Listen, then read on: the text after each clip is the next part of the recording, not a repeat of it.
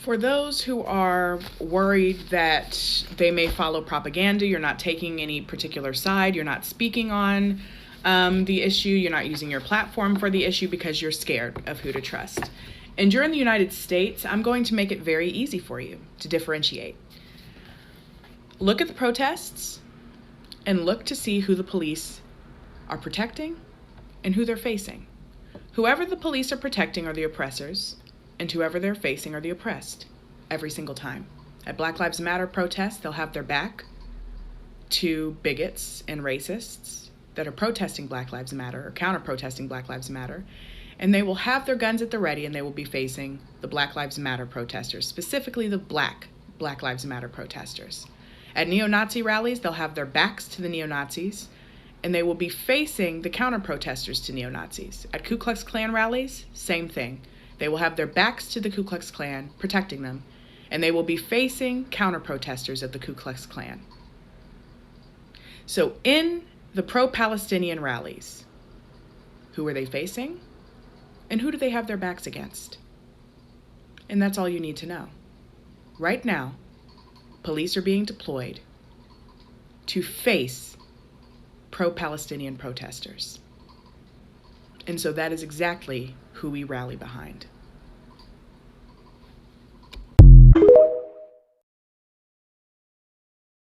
So there's something I would like to say, but I have to first clarify that if you are anti-Semitic in my comments, I will block you, all right?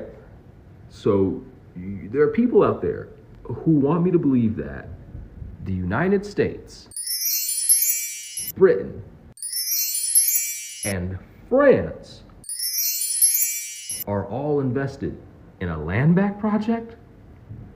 I want to list those again, all right?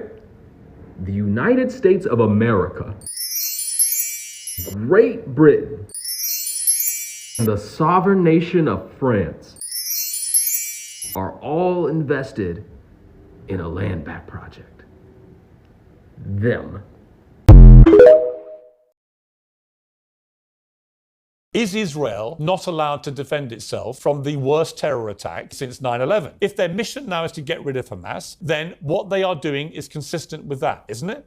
No, you said Israel has a right to defend itself. Absolutely zero people think that this is a ridiculous statement. However, how Israel is defending itself is collective punishment. Collective punishment in the form of depriving 2.2 million people of electricity, of water, of food, 51 people dying in the West Bank where, there is no Hamas in the West Bank, killing 3,480 Palestinians so far in Gaza, 1,000 plus children, 22 hospitals being bombed. These are horrifying crimes that you would openly say are horrifying and unjustifiable when Russia does it, but when Israel does it, Israel has a right to defend itself. This is identical to the same talking points that I've heard from every Israeli administration official. It's the same thing that I've heard from everyone else in the media. You might have been against the Iraq war, but you're using that for evil, in my opinion, at this point, if you are not sitting here and condemning those war crimes, those acts of violence, those acts of collective punishment.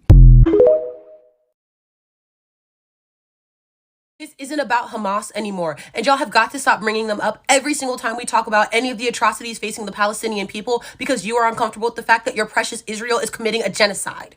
Whether we are talking about a 6-year-old child being murdered for being Palestinian, for being Muslim, or we're talking about the fact that 47 families in Gaza, whole families, not units of 4, whole bloodlines have been wiped from the registry, y'all are like, well, what about Hamas? What about them? I do not want to admit the fact that you fell for Islamophobic, anti-Palestinian propaganda and instead consistently regurgitate it as if that is justification for the ethnic cleansing of a people. They have no food, they have no water, they have no electricity. We are watching them say goodbye to the world right now. And all you can think about is, what about Hamas? It's not about Hamas. It's not even about you at this point. It's about a people who will no longer be with us. At this point, it's not about holding space in your heart for the loss of life on both sides or feeling sadness for both sides. And I know that because y'all don't care about both sides, because every single time we talk about the actual erasure of a people, y'all bring up Hamas and anti-Semitism. Is anti-Semitism horrific? Of course. Will I stand against it? Of course, as I always have. But y'all bring it up every single time in these conversations because what you want is to silence us. What you want is for them to go out quietly. And I will not let that happen. And we will not let that happen. Furthermore, how dare you, how dare anyone compare this to the KKK? How dare you? At this point, I can say this with my chest. A lot of y'all are disgusting. You are using whatever you can to justify the erasure of a population of people, and I will not stand for it. Anti-Semitism is abhorrent, since that's all y'all ever want to hear. But if you continue to use that as justification for the erasure of an entire population of people, many of which are Jewish, you're sick. You're sick. I'm going to share a video from a young person in Gaza right now. It may be triggering and it may be hard to listen to, but please listen to their message. Please listen to their emotion and please listen to what they're saying. Listen to the voices of those who are currently being wiped out. We don't know if we're gonna still be alive when there's sunlight again. My family and I are still in Gaza City. We refuse to evacuate. We are not gonna do the same thing our ancestors did in 1948 when they left their houses 75 years ago and they never came back. In case this is my last video and my last message to the world, I would like to say that I do not forgive anyone who could have stopped this bloodbath. I do not forgive the Western world for taking the enemy's side. I do not forgive you, and we hope, and I personally hope, that our faces haunt you forever. Don't turn a blind eye to the persecution. Don't turn a blind eye to the genocide. Everyone has a voice. Use it. Everyone has a part they can play in this fight. Call your representatives. Find your local rally. Find out any way you can support in this movement. We all need to participate in this fight for the freedom of Palestine. If you remain silent, you are taking the side of the oppressor. So 4 young men shot while our chief correspondent Stuart Ramsey was there. He wasn't there very long for throwing stones, live rounds for throwing stones. Is that a proportionate response, or is it actually an inappropriate response given how inflamed tensions already are? There is no room for nonsense. There is no room for taunting Israeli troops, as your reporter calls it, even though a stone can kill. And if somebody gets hit with a stone in the head, that's a lethal blow. So I don't think it's any game at play. And the level of tolerance for Palestinian violence and approaching Israeli communities is significantly lower. And I think it is about time that Palestinian leaders control where their young are. And if they want to be out of harm's way, they should stand clear of Israeli communities and clear of Israeli troops.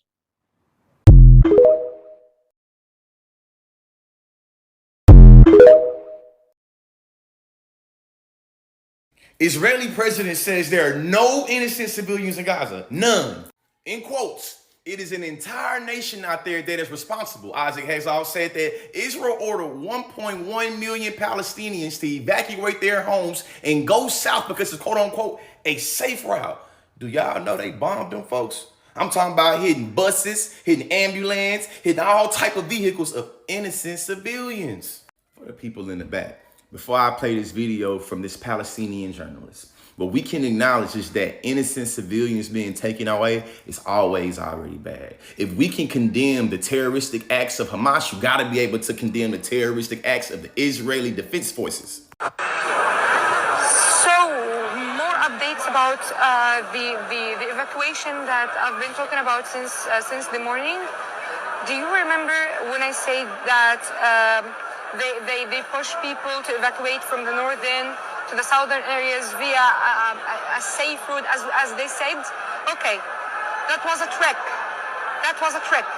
They targeted ambulances, cars, and buses in the road, and more than 150 people were killed until now, as I heard from other press and other journalists.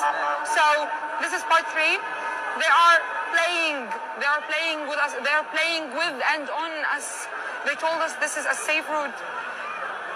Innocent people took anything from their homes and went to the southern areas, and they killed them. They literally killed them.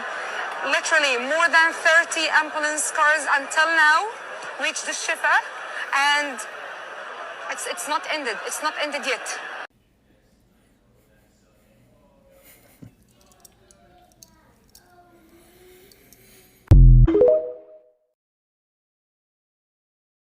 Make sure that none of that is funded, as Rashida Tlaib has the I don't even want to call it the Palestinian flag because they're not a state, they're a territory that's about to probably get eviscerated and go away here shortly, as we're going to turn that into a parking lot. But I've made it my mission to target anti-Semites. We went after Ilhan Omar with H.R. 76 to remove her off the House Foreign Affairs Committee. I will not tolerate hate or anti-Semitism, and the halls of Congress are for the American people. Well, there's a Okay, stop scrolling. You guys need to see this. Humanitarian situation, quote, will only deteriorate exponentially, and that crucial life-saving supplies, including fuel, food, and water, must be allowed into Gaza. So the UN is saying you must do this. You are saying you're not going to do this. How do you... No, we're not saying that. He's saying do it. He's saying doing it immediately. What I'm saying is what you're doing. No. He's saying doing it immediately. I got you. I'll tell you exactly what we're saying. I'm saying we will do everything for the Gazan people. Once and now, we demand immediate surrender, unconditional surrender of Hamas. If Hamas people come out with their hands up and clear their weapons, believe me, everything will be restored to Gaza. It is Hamas in Hamas' hands. Okay, now I understand. Thank you for clarifying that, sir. I think we're actually on the same page here. You're saying that once Hamas leaves, you'll grant the Gazan people food, shelter, fuel, electricity, hospitals, schooling. And if they don't, and if Hamas doesn't leave, then they'll continue to starve and die in hospitals. You are defining for the international community right now collective punishment. You're saying until Hamas acts differently, the 2 million people in Gaza are going to be treated this way. And once Hamas acts differently, these 2 million people in Gaza will be treated better. That is exactly what collective punishment is. You're holding them accountable for the actions of others. That is the definition, the textbook definition of collective punishment, sir. Now, you may accept that that's what you want to do, but this is absolutely a contravention of international law. Well, I'll tell you exactly. No, if we pushed them into the wall, we're not pushing them to the wall. We want to open a humanitarian corridor so they can leave. But if Hamas, so that who can leave? Citizens? You're saying civilians can leave, but only through the Rafah border, correct? At this point, yes. So they can't come. Where else? Your country. They can come into Israel. I'm telling you one more thing I want to say. I want you to address that point. Don't just smile, sir. Respectfully, you're saying you're making a corridor. They can go to Egypt. You're bombing them. You say you want to save them, but they can't come in. First of all, I'm not smiling. I'm crying in my heart. So the guy's name is Daniel Ayalon, Israeli ambassador from 2002, 2006. Very, very close to Benjamin Netanyahu. When I first saw that video, I couldn't stop thinking about the amount of evil that man had in his heart. Even to laugh about the suffering of the Palestinian people shows how dehumanized the Palestinians are to him. That they're not worth basic human rights like food, water, lights, fuel. This is Mark Lamont Hill. He's one of my all-time favorite activists, professors, scholars on foreign issues. He's been on Israel's ass from like the beginning, so this is not new. In case you guys didn't know, Mark Lamont was fired from CNN in 2018 for his pro-Palestine stance he had. So there's a lot to unpack here. I'm going to get into the media aspect in a separate video, but I wanted you guys to watch that, and I wanted you to see for yourself what evil looks like.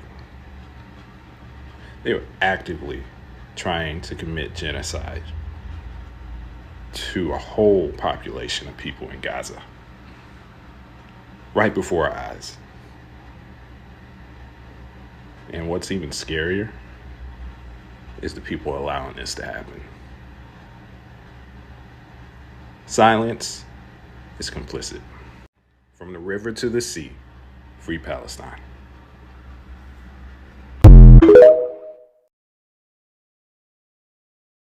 Have you ever watched a video and accidentally stumbled upon the wrong side of TikTok? Okay. Well, that's just what happened to me. I watched it a little bit too long. But let's take a look on what the other side, what videos that they get. It is diabolical. Oi, go. Oi, more passion, more passion, more passion, more energy, more energy, more footwork, more footwork, more footwork, more passion, more energy. That post, did you see the emoji? They were smiling. They thought it was cute. They can do it all.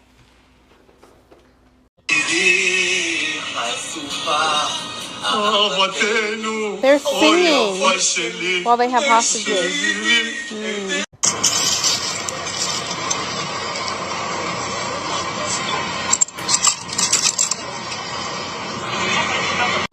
That last one, yeah, he was lubricating the ammunition with pork fat. If you know anything about the religion, if you know anything about the people, you know what that means. You know what that represents. To be on that side is traumatizing. Like, this is a game for them. This is just real life Call of Duty. To be shooting off missiles, shooting off bombs, shooting weapons, and then to go in, grab some chow, dance a little bit. These are monsters. These are savages. These people are unhinged menaces that were put on, that were given a uniform to put on, given weapons, and said, do your best. This is fucking terrifying. If you're not careful, the newspapers will have you hating the people who are being oppressed and loving the people who are doing the oppressing. Malcolm X. Free Palestine.